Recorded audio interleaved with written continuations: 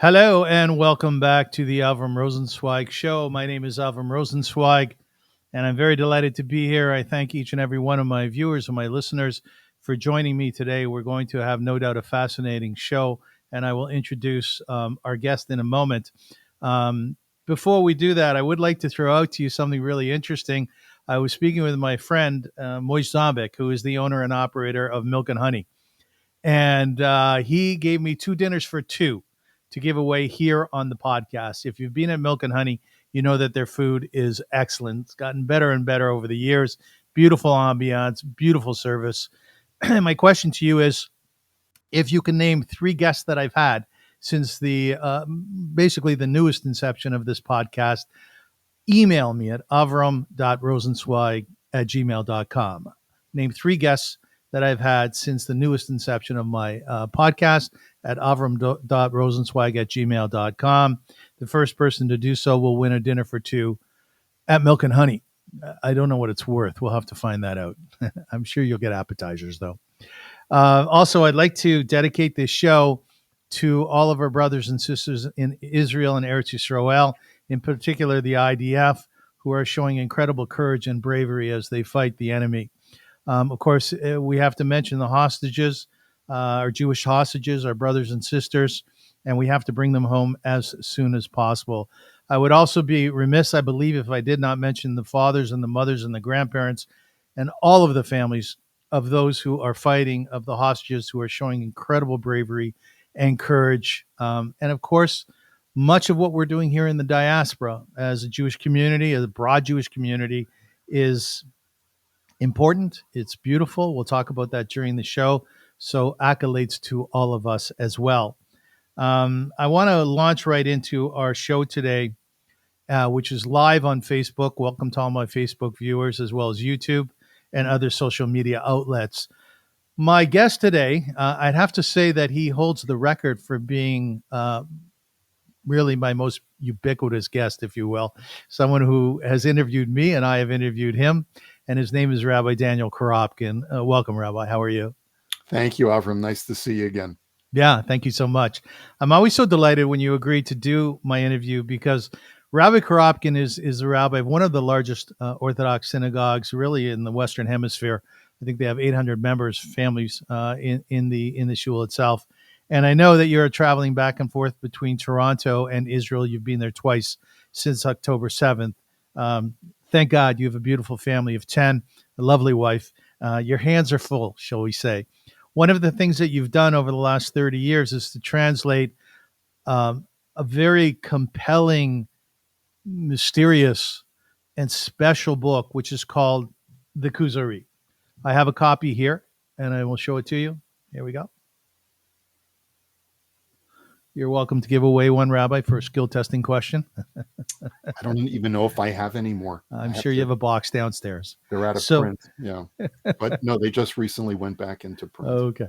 And the Kuzari, as we will talk about throughout most of the show, actually, it's a story which is also considered Torah. You don't find that very much, a dialogue between a king and a sage. Let me leave it at that for now because there's so much more to say about it.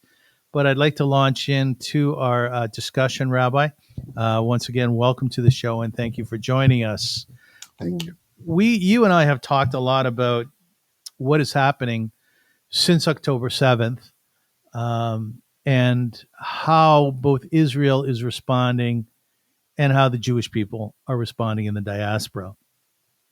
We talked about it on our show last week. You were together with Michael Kegel and Menachem Foyer. It was a fascinating interview, a back and forth on trying to define why anti-Semitism exists, how Israel is fighting this war, what we need to do to bring home the hostages.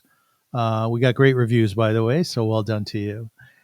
I guess my question this morning then, or this afternoon, is really how are the Jews of the diaspora responding to the war in Israel? What would you say? Well, I think it's a mixed bag. I think that overall, you're seeing a tremendous amount of resurgence of really Jews caring about what's going on in Israel. I think that, as we all know, the country was divided. The country of Israel was divided before October 7th.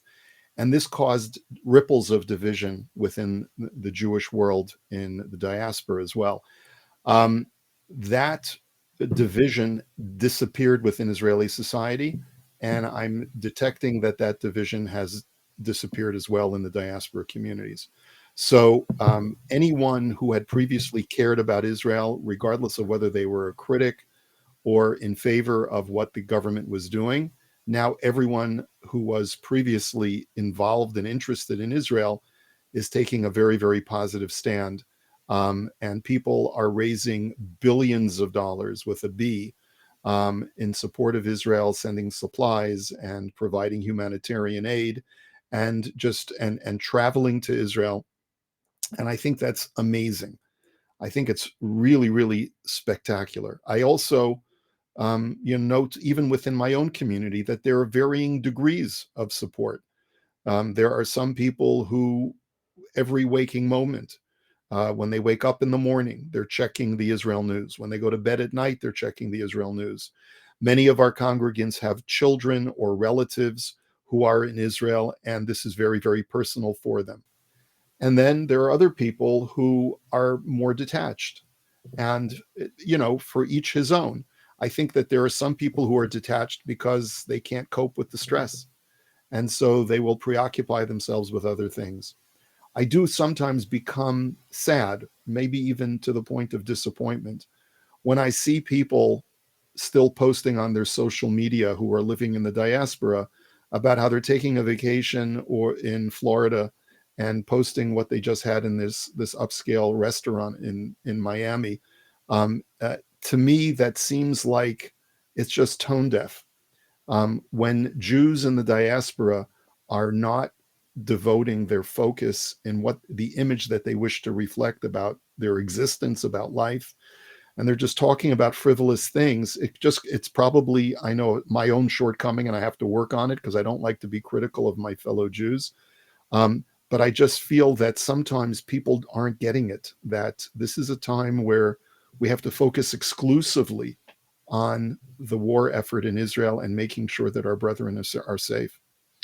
Rabbi, in Israel, it's very clear that the population there is both mournful, both sad, but also, to use a Hebrew term, they live alot. They are living, and they are living life as much as they possibly can. We're seeing rikudim, we're seeing dances, we're singing. One of my great nieces just got engaged at L'chaim on the weekend, and their Mazel tov. parting, yeah, thank you. Their parting was absolutely beautiful. Even though the chatan, the groom, is on his way back down to Gaza right now, the Jews in the diaspora are mourning as well. Rabbi, are they not? We are sad here. I find that many, many Jews are walking around with a cloud over their head. And when you ask them why, they'll tell you because of October 7th and afterwards. Don't we have the right to also have a bit of an exciting life? I think we do. I think we do. But and I'll just illustrate. Last Motzei Shabbat, last night, we had a game night in the shul. Mm-hmm. And this coming Motzei Shabbat, we're going to have a jazz night in the shul. Mm-hmm. Now, why are we doing it? We're doing it precisely because people are walking around with a cloud. And people do need a healthy way of expressing joy and finding joyful things in life. I just feel that to project that as your image on social media, I think is a bit misplaced. I think there's absolutely nothing wrong, and as a matter of fact, it's actually very healthy to celebrate life in wherever you find yourself, because otherwise we would all have nervous breakdowns. I just don't get it sometimes when people seem to use that as their primary way of identifying themselves to the public. That's the part that I think sometimes bugs me a little bit. I hear you. Well, I think one of the compelling things about what's happening in Israel since October 7th is that you're seeing Chayalim, soldiers, who do not adhere to Jewish law. They would be considered chilonim or secular. They're wearing tzitzit, right? And you see them wearing tefillin. And to me, that's absolutely fascinating. I'd like to know from you, what is that message that we should take out of it? And are Jews in generally, do you find adhering more so to Judaism since October 7th? Okay, great. The prophet said, and we sing it in a song, Hinei yamim ba'im nu'um Hashem, v'hishlachti ra'av ba'aretz. Days are coming, says God, I will send a famine to the land. It will not be a famine for bread. It will not be a thirst for water. Ki im lishmoa et divrei Hashem. There will be a famine or a thirst to hear the word of God.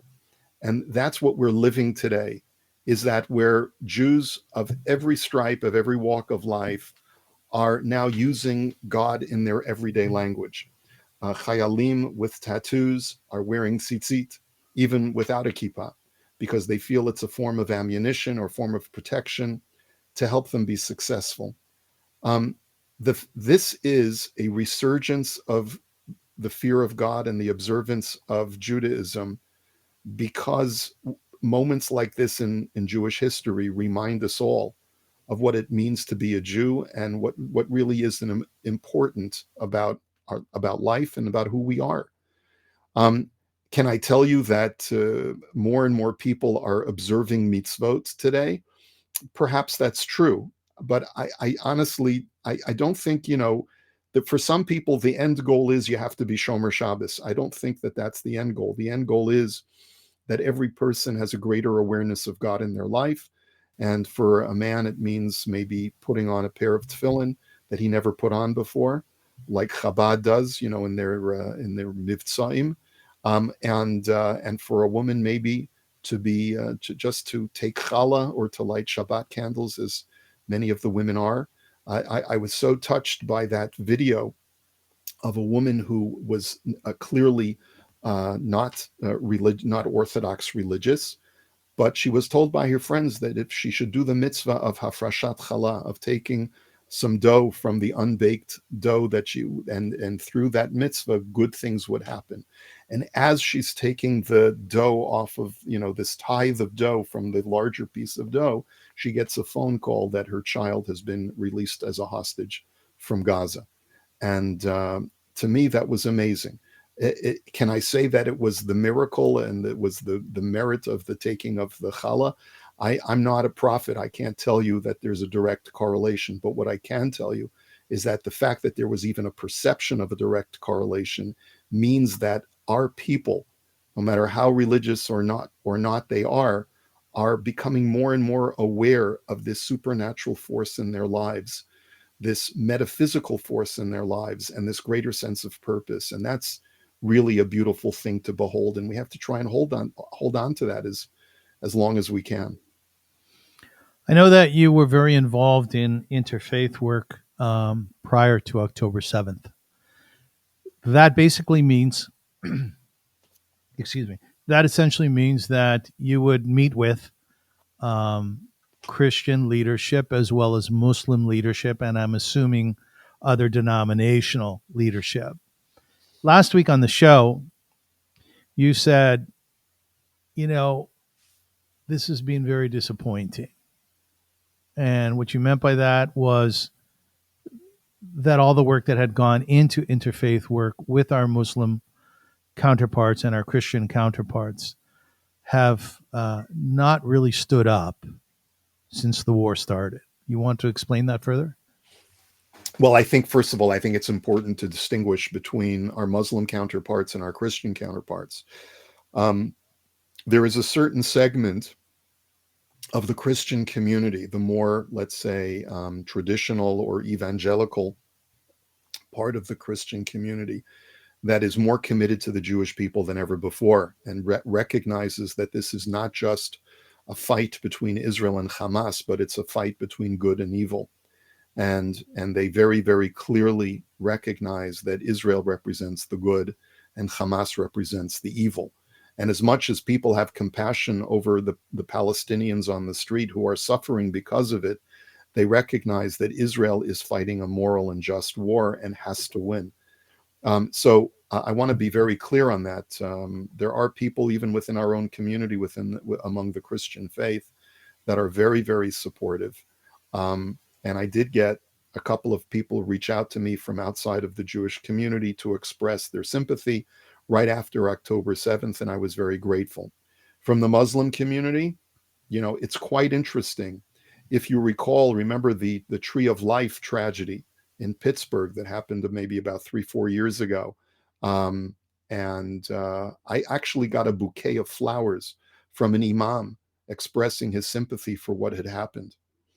This same imam is now on a rampage against Israel in a very, very public way on his Instagram account, spewing forth all sorts of negative propaganda about Israel, about being guilty of genocide, and about all of its illegitimacy as occupying the land and committing all forms of atrocities throughout modern history against the defenseless Palestinians. And to me, it shows that there are two faces to the Muslim world. There is, or at least there was up until October 7th, a sincere desire to create relationships with the Jewish community of the diaspora, to find common ground and to see where we could work together and, share resources for security, work towards politically expedient goals that we share, and so forth and so on. Israel, however, was a subject that we spoke about in theory alone and agreed to disagree. Once October 7th happened, not even before Israel raised one rifle or one shot, one bullet in retaliation, there was an immediate condemnation of Israel, which is fascinating because this was not accusing Israel of genocide, but rather was defending Hamas's right to defend itself against colonialism by any means necessary, even if it meant the massacring of innocent civilians. Okay, and this has been the message that we've been getting. And among the Muslims that I did reach out to, I got absolute silence, radio silence. In other words, even people that I enjoyed a relationship with in the past, even the ones who are not prepared to be vocally against Israel, certainly have not been there to express sympathy and have not even responded to requests for contact. And so that to me says that we have a huge challenge ahead. Well, what's your response once the war has died down? What will you do? Don't know. I hope that, I can pass the baton to somebody else who maybe has not been as jaded as I have. And maybe it'll be some younger person. Maybe the next generation will be able to work on this with a younger generation of Muslim leaders. I think that the older Muslim guard, even the imams in the diaspora, have been so contaminated by anti-Israel rhetoric and propaganda that it's very, very difficult to surmount that. I can only hope that things will change. But I will tell you that I'm not terribly optimistic. And the reason is because Jews are outnumbered in Canada something like 7-1 from the Muslims. Muslims they're approaching 10% of the Canadian population.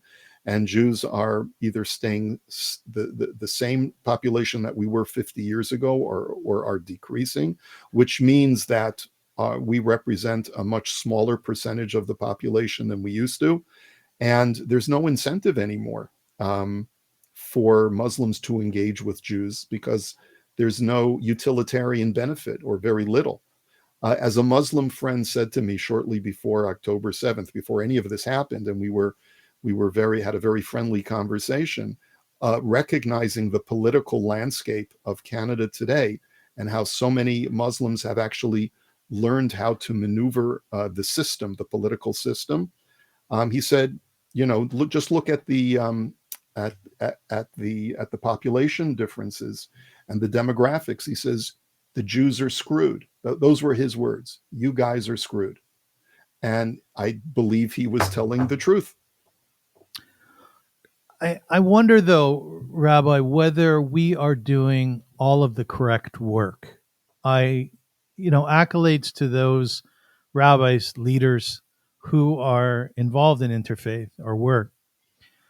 But we all know that in times of peace, if you will, here in Canada, okay, where things have died down, it's not an intifada, it's not a war, that on the ground, our young people especially are not reaching out in droves with a clear vision of what to do with the Muslim community. We're not breaking bread with them.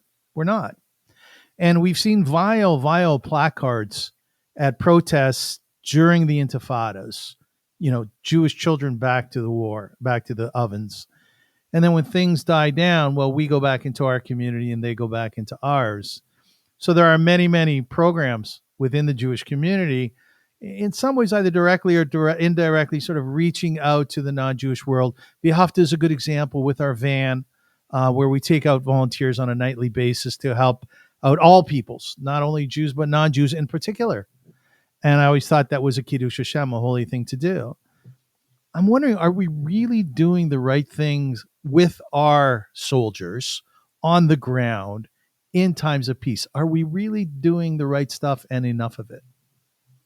It's an interesting question. It's really a question of reflecting on the past and hoping for something better in the future, because there's nothing to do at the present.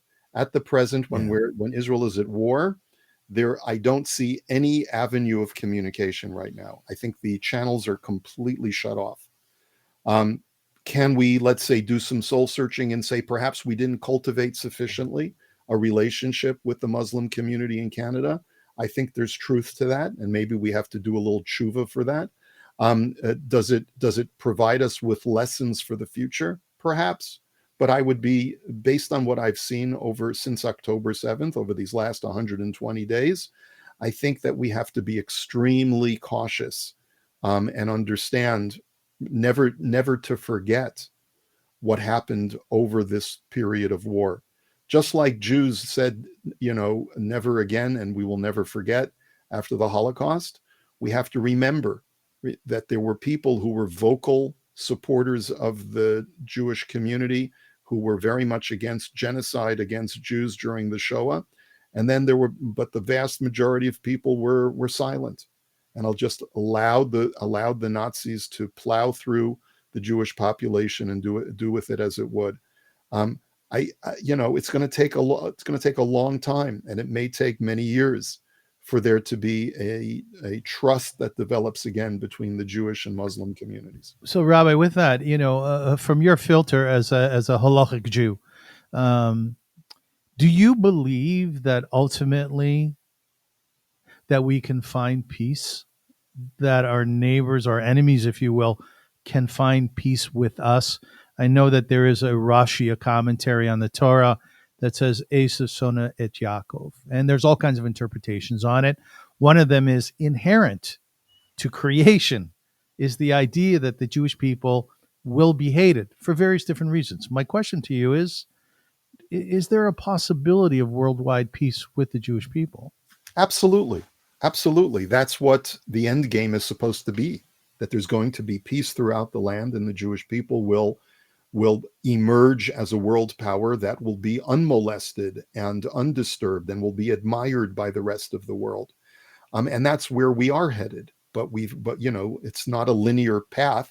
There are going to be a lot of bumps in the road and a lot of detours, and that's where we are right now. Listen, the same sages tell us that Yishmael, who is traditionally known as the progenitor of the Muslim people, did tshuva at the end of his life, and that's a portent for the fact that the Muslim world will eventually reconcile with the Jewish people, and in many aspects of the Christian world already have reconciled with the Jewish people, and many parts of what we would call Esav actually love Yaakov now, love the Jewish people now. So I believe, and look at the Abraham Accords, look at the fact that so many Arab states have made not only peace with the Jewish people, but are the greatest partners in commercial trade throughout the Middle East. Had Hamas not attacked on October 7th, we probably would have had a partnership with Saudi Arabia by now, or at least, it's something we can look forward to. So, no, I would never give up on that image, on that messianic image that is slowly unfolding. We are in a rough spot now, but that should not make us so cynical that we don't foresee a greater future. Who is that mindset which is watching this show right now and saying, Rabbi Korobkin, you're very naive? What sort of mindset is that? I don't know. I don't know. I'm not saying it's going to happen tomorrow. I think it would be naive. Someone would rightfully accuse me of naivete if I was going to say that tomorrow morning I'm going to be going over to the mosque and we're going to sing Kumbaya together and hug and kiss. Right. That would be naive. I think I'm being very pragmatic, but at the same time, you also have to be optimistic about the future. And I don't know how long that's going to take. It may take years, but I do believe in the prophets, and I do believe in the end game of there being a world that is united in peace. Okay, let's jump forward here. Okay. Way back in the 90s, you decided, based on your leadership at a synagogue in the States, that you needed a new philosophical document to teach, to learn, because you had learned some prior to that. So you looked around, and I guess together with your congregants at that time, you decided what you would pursue would be the Kuzari. Now, one of the challenges that you had in front of you was there wasn't a sufficient translation at that time which would allow you to learn in the way that you wanted to teach in the way that you wanted to. Someone had formatted the Kuzari based on ideas, but that wouldn't allow for the free flow of the story unfolding. So what my dear friend Rabbi Korobkin said about doing is writing a translation of the Kuzari. I guess my very first question to you is, was your mindset at the time, I really want to write something? It was so many years ago. So what I first can tell you is that it took a lot of chutzpah to do what I was going to do. Had I known the amount of work and the amount of really serious scholarship and research that would have to be invested into this, I probably would never have gotten started. But it really started in a very casual way. I mean, I was doing a lot of kiruv work in the earlier or outreach work, to Jews who were unaffiliated, and I always felt that the way to appeal to people who were interested in seeking Judaism is to provide them with Jewish ideas. And there's all different. Everyone has a different way of trying to reach out to their fellow Jew. My way of reaching out to my fellow Jew was by trying to appeal to the intellect and to try to make Judaism something that's rational and satisfying to the soul and to the mind. And so we had taken classic texts that had been translated into English, and it was much more limited back in the 90s than what it is today. And I had always heard about this book called the Kuzari. I didn't know very much about it other than it was in dialogue form. It had been written in the 12th century, and that it was really a classic, and it was essential for a Jew to understand, the basics of what we Jews believe and the basis of our faith. But I didn't really know too much about it. I also was able to get a hold of a translation that had been published by Schocken Books, which is a subsidiary of Random House, that had been reprinted many times since it was first published in 1905 by a German scholar named Hartwig Hirschfeld, Yes. who translated it from the original Arabic. And I thought, great, just like I have a copy of Derech Hashem, The Way of God in Hebrew and English, I can get Da'at Tevunot, another book by Luzzatto, translated into English. Now I have the classic Kuzari in English. Problem was, when I started to teach it, I realized that the English was so archaic and so difficult to get through that it really wasn't working. And so I had to drop the project after a while. And I said, like we say in Talmudic parlance, I ayasher cheli. If I ever get the ability to do something meaningful and I have the time to do it, I'd love to offer a new translation to the public. So fast forward a couple of years, my wife and I moved to a small Jewish community in Allentown, Pennsylvania, which is like a one shul town. And all of a sudden, there was something in the 90s called the Jewish Book Club. I don't know if it came to Canada or not, but it was like this monthly circular that offered books published. Most of the books were published under the publisher's cover of Jason Aronson. That was the name of the publisher. And their marketing plan was to sell their books through using a Book of the Month club. And I noticed that the return address was a P.O. box from Allentown, Pennsylvania, of all places, this small little shtetl where my wife Yes. and my family were living. Yes. So I figured out, let me call the editor, introduce myself. I've never heard of you guys. I don't know where your office is, but if you're anywhere near Allentown, I'd love to meet you. And so I finally get a phone number. I call the guy. It was a guy named Arthur Kurzweil. And he told me, Yes. no, we just have a P.O. box in Allentown. Our offices are in Spring Valley, New York. Right. And I said, so we schmoozed for a couple of minutes. And then the last thing Arthur said to me, he says, oh, and by the way, we're always looking for new material. If you'd ever like to publish something, let me know. And I said, well, as a matter of fact, I've been toying with this idea of the Kuzari, yada, yada, yada. And he says, well, that's a great idea. When do you think you can get me a manuscript? And so I went to work on it. And thank God, Allentown in many ways is the same kind of climate as Toronto. And so there was one particular winter where there was a huge snowstorm. We were holed up for several weeks. And I just, as a younger man, you sometimes have the ability just to plow through things. And that's what I did. And it took about 2.5 years. And I finally got him a translation. I didn't know Arabic at the time. Subsequent to that, I had gone back to school and studied Arabic, because the original text of the Kuzari is not in Hebrew, but rather in Judeo-Arabic. It was later translated about 30 years after it was first published in 1140.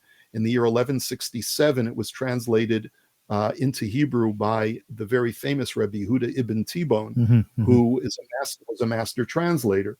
So I used that translation, I used the commentaries, and I came up with the translation. The Kuzari started selling, and everything was fine.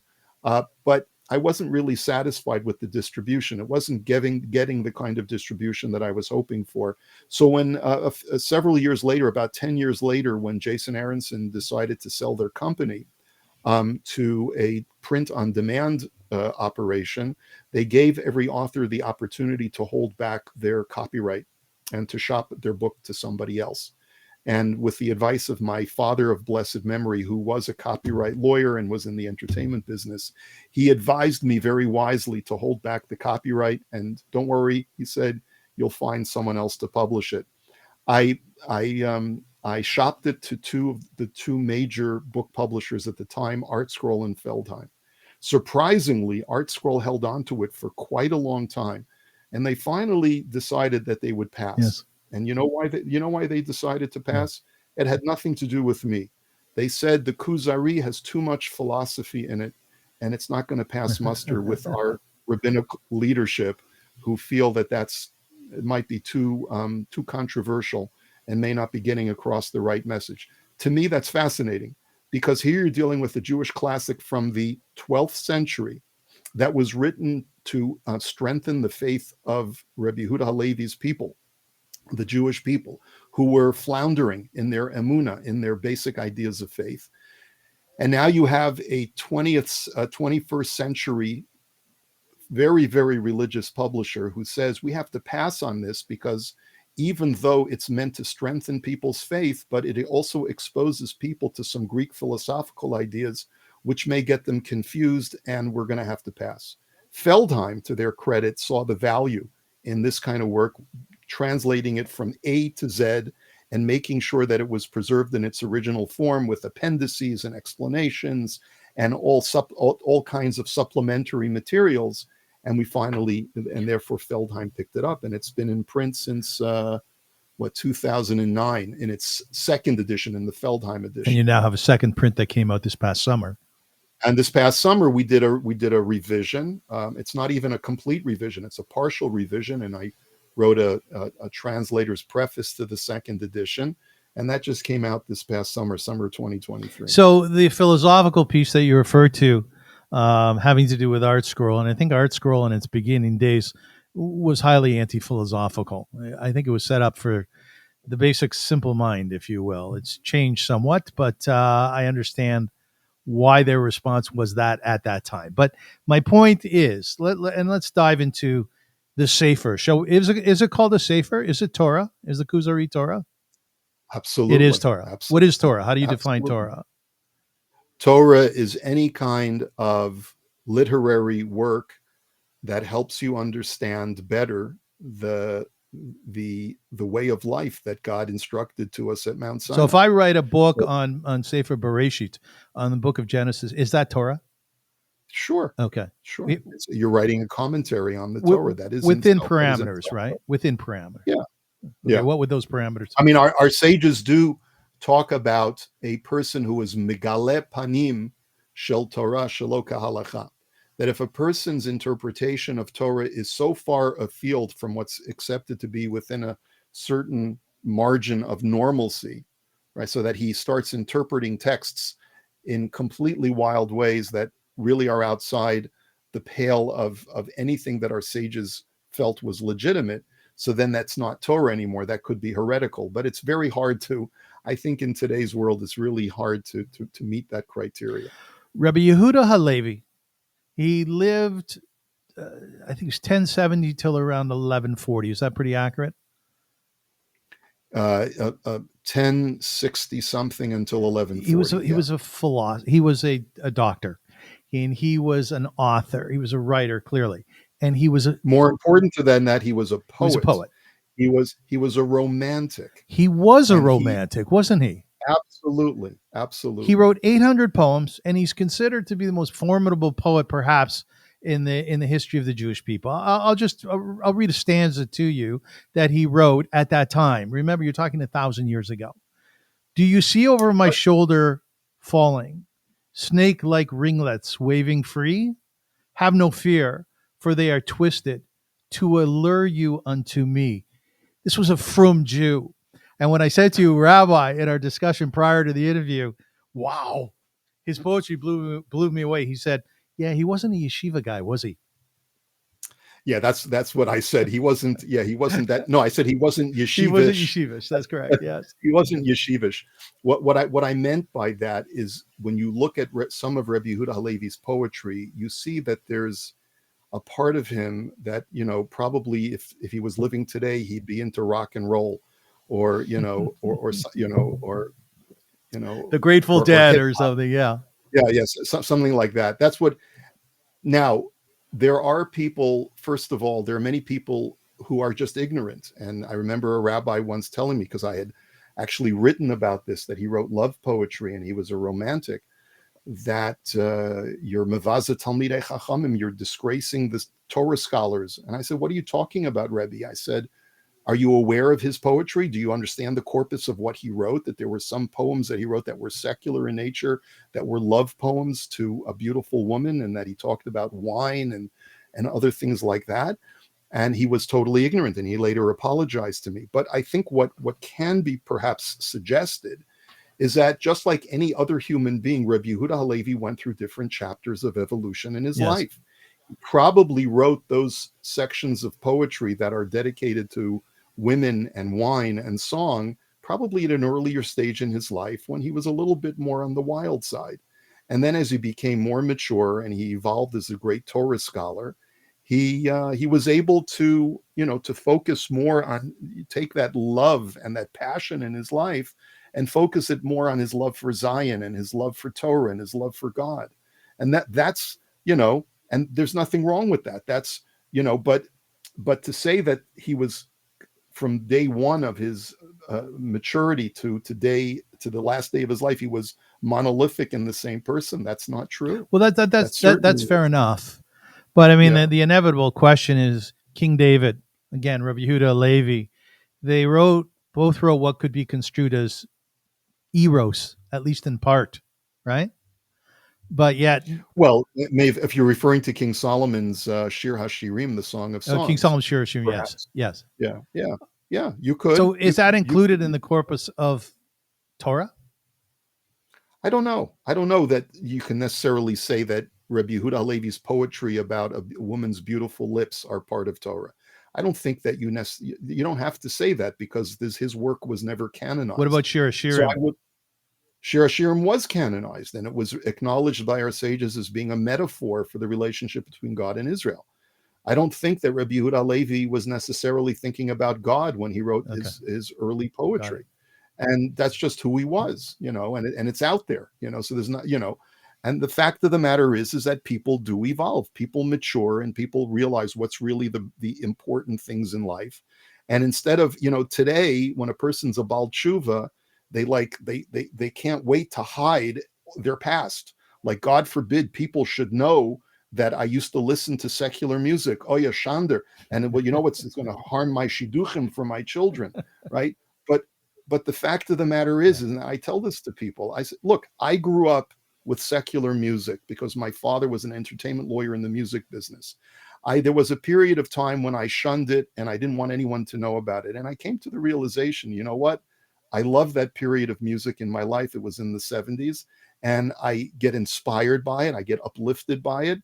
And the fact is, it's part of who I am. So instead of sort of, hiding it, I say, okay, so there's beautiful music, beautiful lyrics from certain artists in the 60s and 70s and even the 80s that I'm very, very fond of.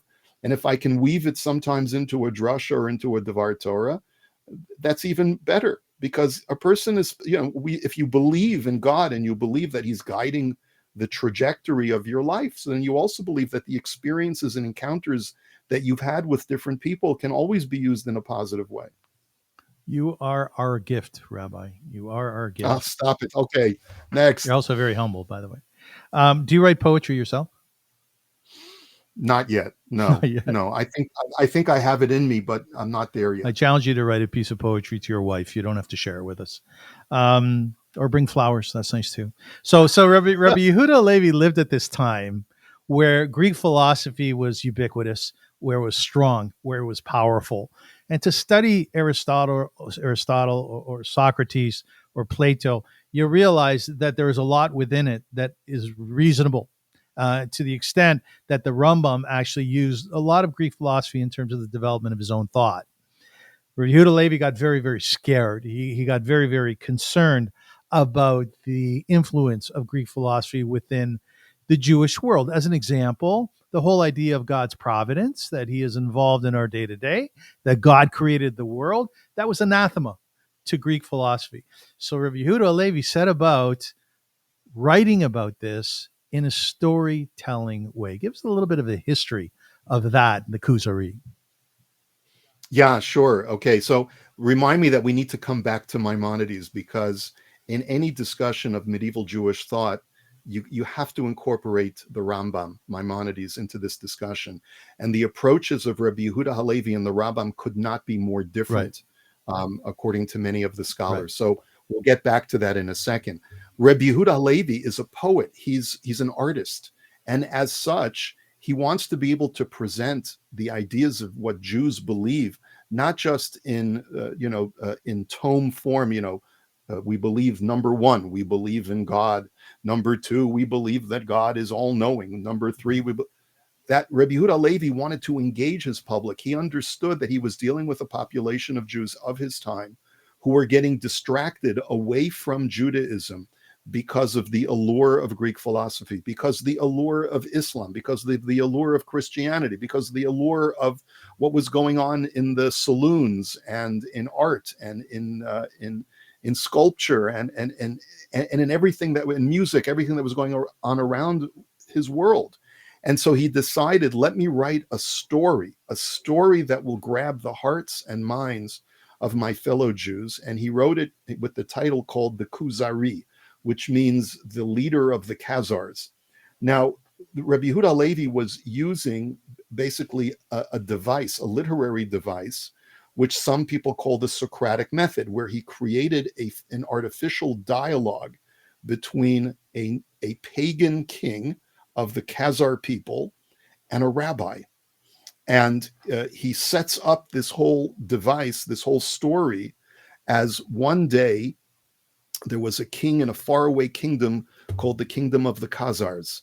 And the king he was a righteous man, and he wanted to connect with his creator. But he kept having a recurring dream every time he tried to do the right thing, where an angel came to him in a dream and said to him, your intentions are desirable to the creator, but not your deeds. Not your deeds, yeah. And the more he would go to the shrines and the more that he would offer incense and sacrifices, the more the angel came to him in this recurring dream saying, No, your intentions are desirable, but not your deeds. And this led the king to seek out different world religions and ways of life in hope of trying to find the true way of serving God. And eventually, he calls in, according to Rabbi Yehuda HaLevi's version of the story, he calls in a Greek philosopher who's very, very big in those times. And he calls in a Christian cleric, he calls in a Qadi, an Islamic judge, and he calls in a Jew. And he interviews the Jew last because he figures the Jew has certainly nothing to offer. Look at the Jews' condition today. They're a downtrodden people. They probably have no intelligence left after having been thrown around throughout the diaspora for centuries. He said they're small. They haven't grown. They're small. They haven't grown. They haven't had much influence, and they've been, wandering Jews for centuries. They probably have no wisdom left.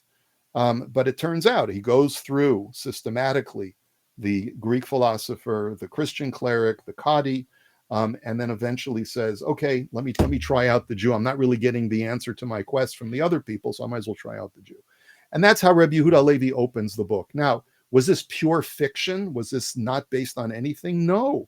We know for a fact that in Rabbi Yehuda HaLevi's time, circulating throughout the world, there was a legend of the Khazar people who had converted to Judaism. And this is one of the appendices in the back of the Feldheim edition, where we talk about the historicity of the Khazars. And Rabbi Yehuda HaLevi and the Jews of his generation were aware that there was contact made a couple of centuries before Rabbi Yehuda HaLevi lived in the 10th century between a Jewish leader named Chazdai ibn Shaprut and the king of the Khazars called King Joseph. And they had corresponded back and forth. And Chazdai ibn Shaprut had asked the king, we hear that there's this nation of Jews in some faraway place. Like, are you one of the 10 lost tribes? And can we connect with you? And do you have any information that we may have lost over the centuries about when the Messiah is coming, or anything else that we may have lost in our Misorah or in our tradition? And the letter comes back, and these are called the Chazdai letters, because there is actually a document called the Chazdai letters, which we translated also in the Feldheim edition of the Kuzari, where the King Joseph comes back and says, no, our religion started about 300-400 years ago. We were originally pagans, and eventually we became Jews, describing a very similar kind of king named Bulan, who was searching for truth and eventually stumbled upon Judaism.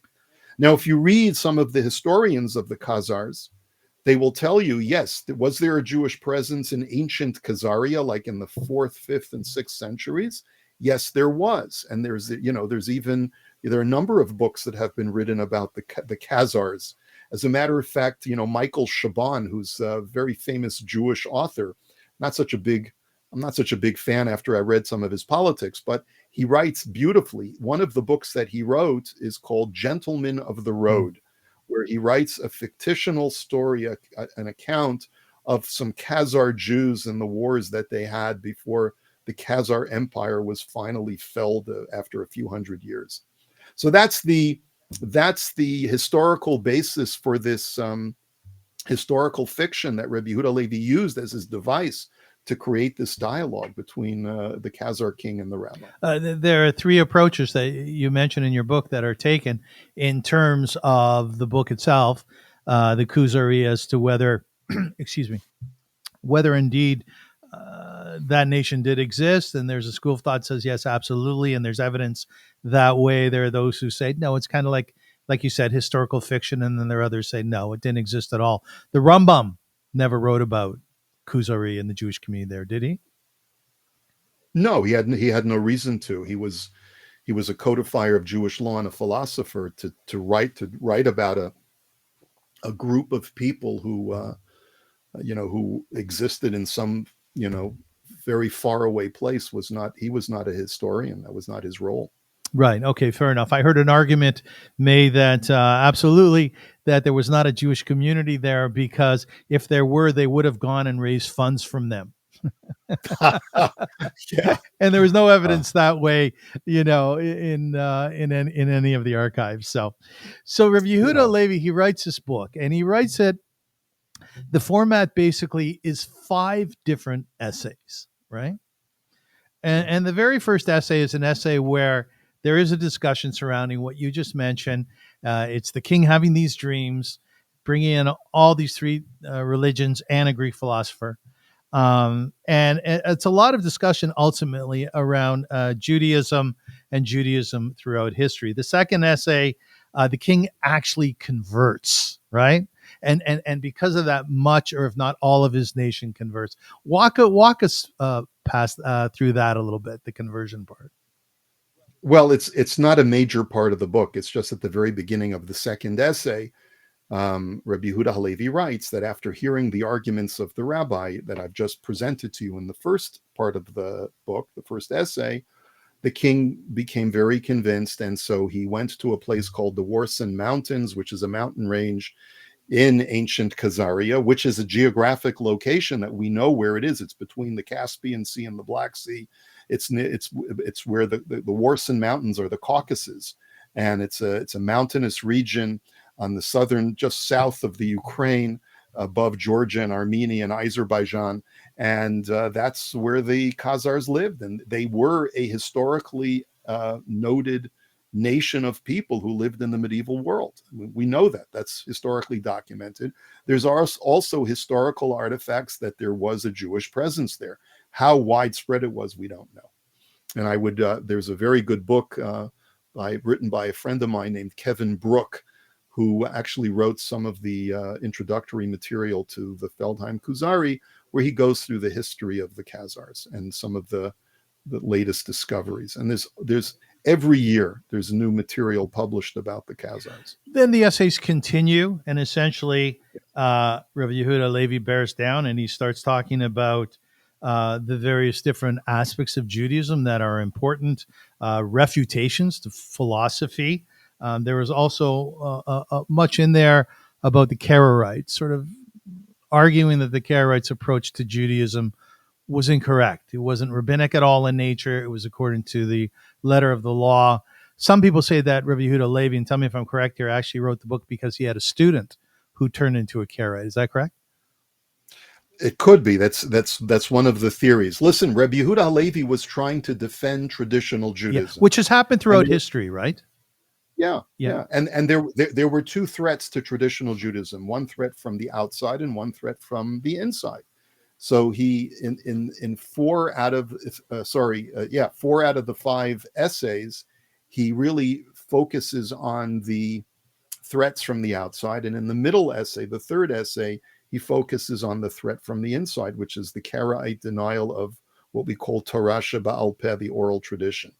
It's quite interesting. The structure of the Kuzari is the subject of much discussion because it's a little bit hard to figure out sometimes.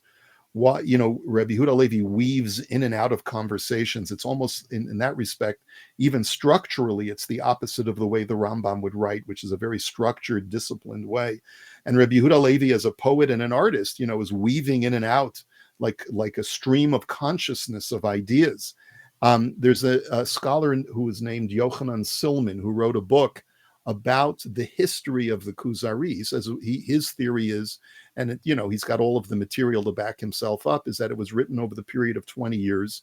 And he thinks that the third essay was actually written first, and then, as an independent work, and then was incorporated within the larger Kuzari afterwards and made part of the third, and inserted as the third essay.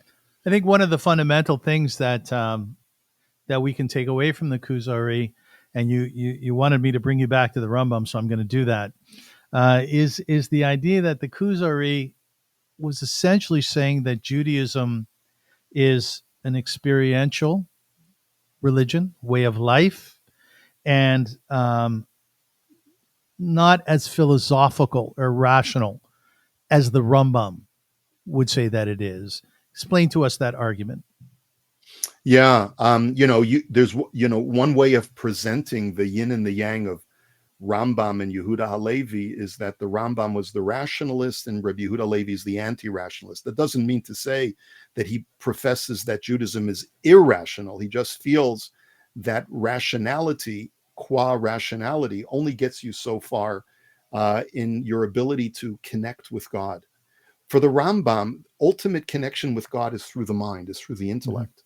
As a matter of fact, I'm actually teaching Maimonides' Guide for the Perplexed right now online. And we're in a section of the book where he says probably the most, I guess, dramatic and controversial thing that exists in the guide, which is the whole objective of God giving us bodily commandments is to help us perfect our minds, because the only thing that remains of us after we die, that which is immortal about the human being, is our intellect. Yes. And because the body will pass away. So what is immortality? Immortality is a perfected intellect.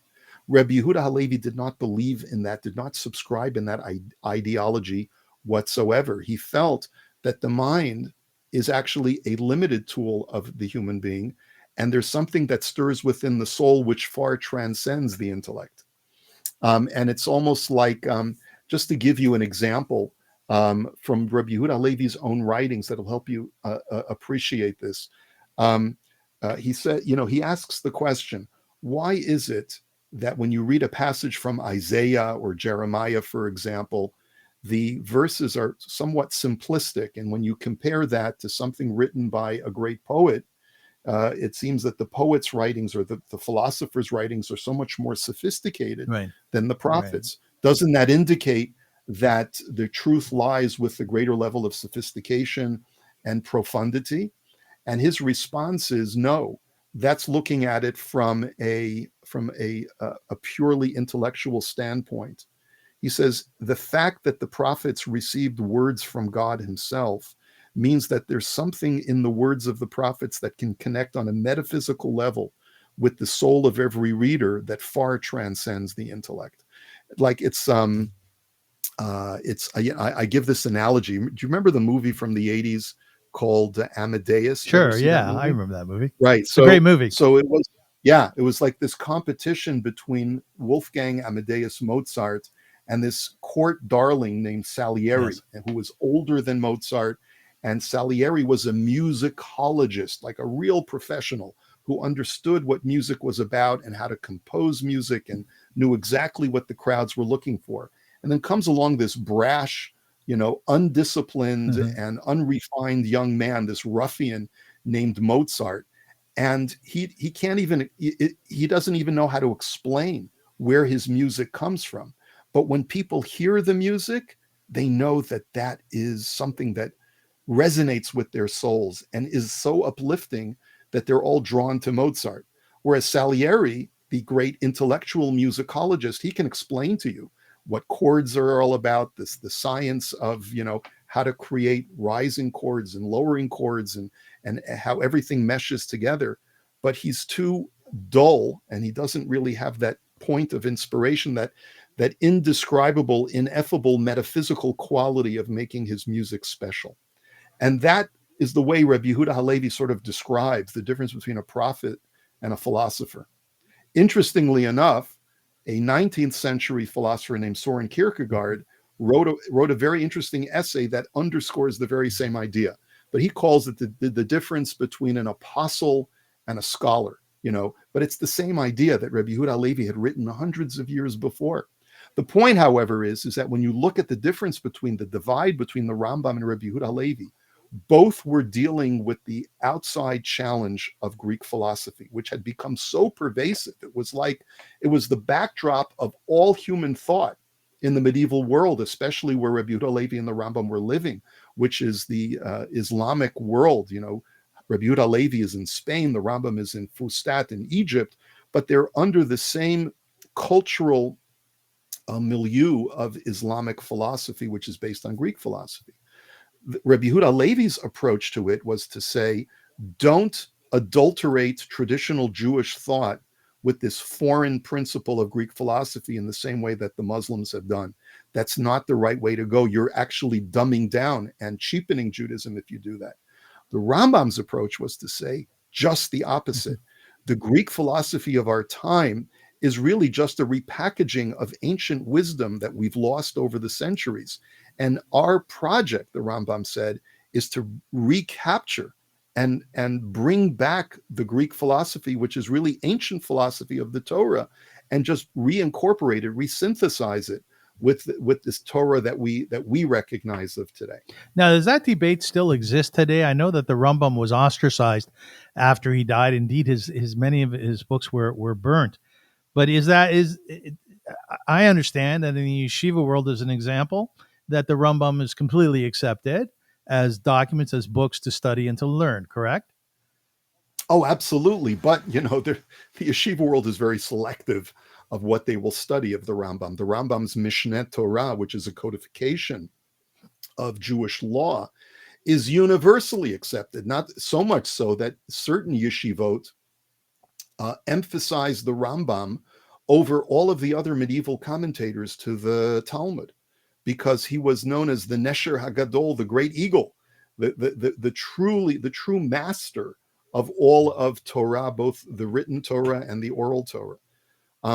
But what people sometimes forget is that the first 4 chapters of the Mishneh Torah are based on Aristotelian science and are not based purely on traditional Jewish sources.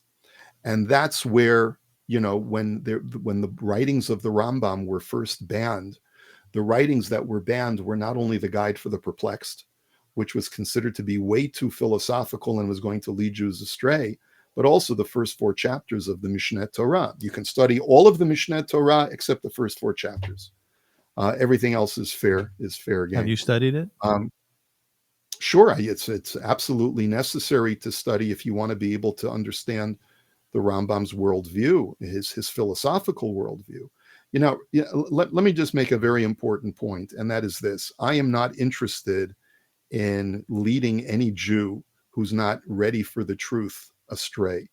And that, what I mean to say is, to quote that famous Jack Nicholson line, sometimes you can't handle the truth. And I tell this to my kids also, who are at different stages of their evolution of Torah study. I don't want any young man or young woman in high school studying the Guide for the Perplexed. You're just not ready yet. There are certain aspects of Jewish thought that are more advanced topics. And if the worst thing that you can do, it's just like studying Kabbalah before you've mastered the exposed aspects of Torah thought. If you study advanced topics before you've mastered the preliminary ideas, you're going to end up with messed up thoughts, and you're not really going to understand Judaism properly, and you may end up just tossing the whole thing out of frustration. So what I would advise any person who's interested in this kind of study is know where you are on your spectrum of growth. And when you're ready to sort of put your big toe into the deep end, one of the areas of study that you may want to consider is the Guide for the Perplexed, but you have to be ready for it. You have to have studied the revealed parts of the Torah, like the Rambam himself writes at the end of the 4th chapter of the Mishneh Torah and the Hilchot Yesodei HaTorah. He says, listen, the reason why I put these Aristotelian ideas at the beginning is because they're the most important parts of the Torah. But you can't start really studying them in any great depth until you've studied the Gemara about Abaya and Rava arguing about who's responsible for damages when a cow gets gored by someone else's ox. You got to master those parts first, and then when you've got those things under your belt, so to speak, then you can come back and really delve into the more philosophical aspects of Torah. Rabbi, faith is a hugely discussed topic amongst us Jews. I think to some extent it's misunderstood. I myself grapple with it extensively. I'm sure that you do. Not a simple thing. Rabbi Yehuda HaLevi views the need to satisfy the intellect as a concession to one who would not be satisfied by the simple. Is having faith a simple task? Is that what he's saying? Well, I think Rabbi Yehuda HaLevi, more than the Rambam, was a believer in simple faith. And the reason is because Rabbi Yehuda HaLevi did not believe that the intellect was the key to closeness to Hashem, but rather righteousness of deed and piety, and things like prayer and things like goodness of spirit, and the performance of the commandments. I think for him, a Jew who embraces traditional Judaism without a need to work it through intellectually is the highest level of tzaddik for Rabbi Yehuda HaLevi. But for Maimonides, it's not that way. For Maimonides, a Jew could live his entire life going to Shachris Mincha Ma'ariv every day, learning 2 hours a day after work and before work, and doing all the things that he's supposed to do, getting the most expensive lulav and esrog, and doing Shabbos every single Sabbath, and all these other things that he's supposed to do, living a life of Jewish righteousness. But if he hasn't developed his intellect, Maimonides says, nebach, too bad, but he's never going to achieve immortality in the world to come.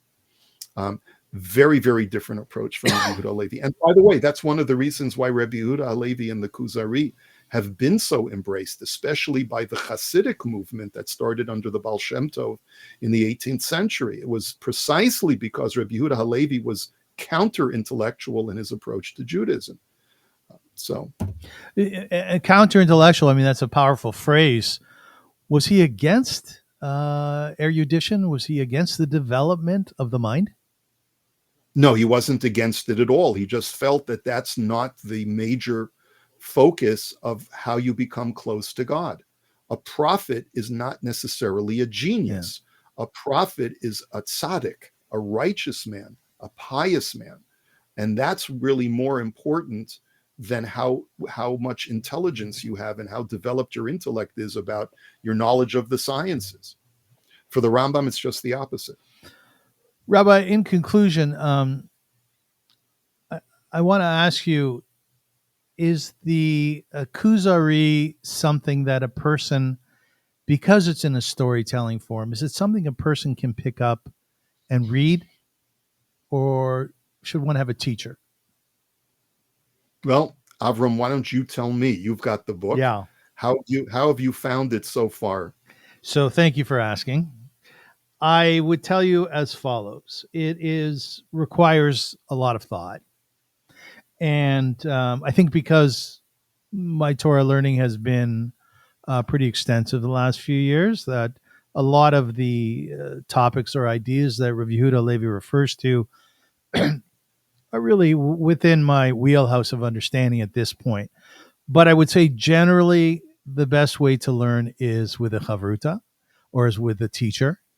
And because that way you can give over your thoughts, you can hear another person's thoughts, you can share ideas. To me, a chavruta is it's really it's a soulmate of the intellect, and so there's something very valuable there. That's my thought on it. I couldn't agree more. I think you're absolutely right. Look, I've been teaching the Kuzari for the last 20 years to various different groups. I do a weekly class on Kuzari and Parsha every Tuesday morning. And we've been doing it for the last 12 years. And we're now in the middle of the 4th out of the 5 essays. Oh, wow. There are parts of the Kuzari that are more abstruse and more difficult to grasp.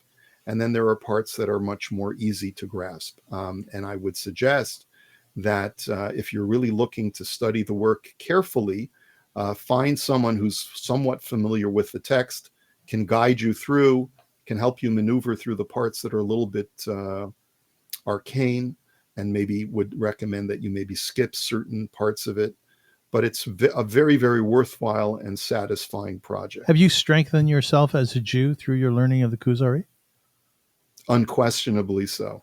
Unquestionably so. It's also liberated me in the sense that, I look at someone like Rabbi Yehuda HaLevi, who seems not to fit into the mold of what we define as a frum Jew today. And it makes me realize that frum Jews come in all stripes and colors. Yeah, and have so throughout history, right? Have so throughout history. Yeah, the frum Jew today is not necessarily the frum Jew of the 12th century. That's absolutely correct. Right. Well, I want to thank you very much for doing this interview. It was fascinating. I appreciate it a lot. Thank you. Thanks for having me on and letting a new set of people discover the Kuzari all over again. I mean, for me, it's old hat, but I'm always happy to discuss it. I think that there's so much wisdom contained in it, and I hope people pick it up. Absolutely. I'm sure that they will. And I thank you for the translation of it as well.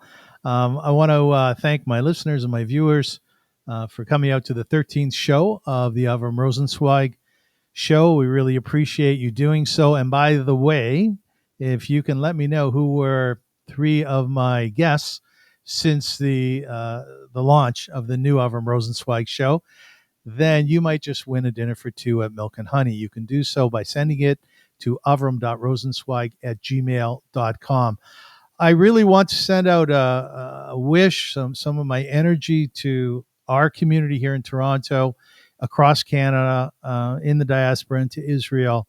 Oseh shalom b'mamav hu yoseh shalom aleinu v'al kol Yisrael v'imru amen. That we should have peace in our world, and that very, very soon, as the rabbi was saying, as Rabbi Yehuda HaLevi was saying, that we can truly be a light unto the nation so far as the people recognize the beauty of our people. Outside today at Shepherd and Bathurst, my dear friend Giddy Mammon was leading a lot of people out there with Israeli flags, shouting out, and I could hear it clearly in my apartment while I was preparing for the interview. If you believe in peace, honk your horn. If you love Israel and the IDF, right, honk your horn. And there was a lot of honking and there was a lot of participation. He does this every Sunday, and he's done so for 15 weeks. So kol hakavod to him. Yeah, it's very good, isn't it? Come out. Absolutely. I think he does it from 11 till 1 or 12 to 2. It's online. And with that, I'd just like to conclude by saying, Am Yisrael Chai, that the nation of Israel lives, and we look forward to seeing you again next week. Thank you so much for joining us. Thank you.